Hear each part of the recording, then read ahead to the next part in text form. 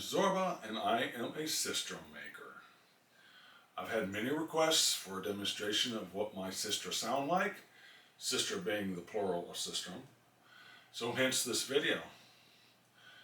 My sistra are of the Greco-Roman style, known as Sekhem, as opposed to the older Naos style, known as Sesheshet. There are three basic sounds that can be made with the sistrum.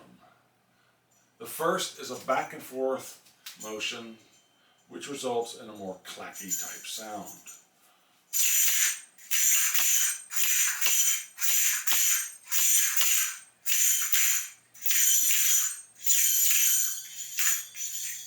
The second is what we call a shimmer. The shimmer can be done even just by a rapid quivering type motion. I like to do a wrist rotation and rotate the instrument to create the soft, gentle sound. The third is called the zing. It's a very soft sound, but an interesting one. Lay it out and rotate the jangles with the hand.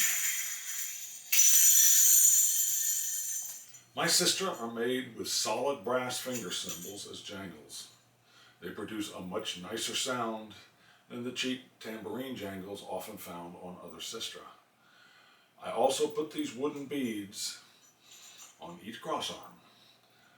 Those have the effect of giving some isolation between the finger cymbals and the solid brass loop. It sweetens the sound somewhat.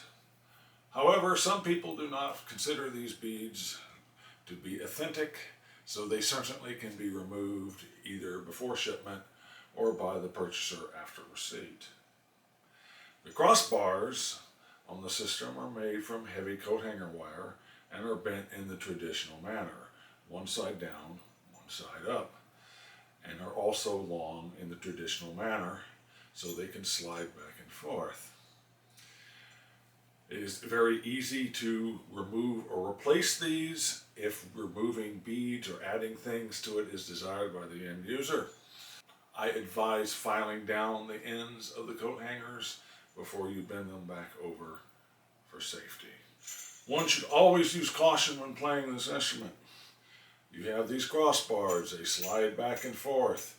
You don't want them close to your eye or anyone else's eye when you're playing one. Be careful.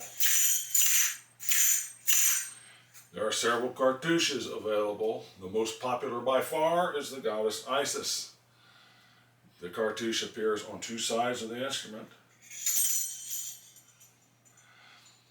There are several others available. See the seller's website to see what is currently on hand. Another traditional element sometimes seen on Sekhem Sistrum is a cat at the top of the loop, as seen here, representing the goddess Bastet. This extra cost option may or may not be available at a given time. See the seller's listing for details. A good resource for the sistrum player is a book called Sounding the Sistrum by D. Tracy Regula. It's not readily available in print, it's hard to find, but it is available on Kindle. She gives a very good history of the sistrum and how to play one and what uses there are for them and that sort of thing. I have sold these to priests and priestesses, a museum, and any number of musicians, so you can buy with confidence. It's very well made and will hold up to a lifetime of enjoyment. Lastly, I will just briefly show you this.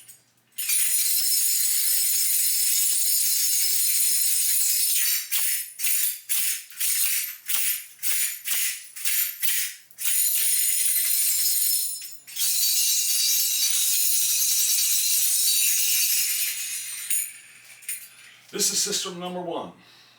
This is my prototype when I had some extra parts and first thought about making a sistrum. The cat was added later. It's somewhat larger and heavier than the production version.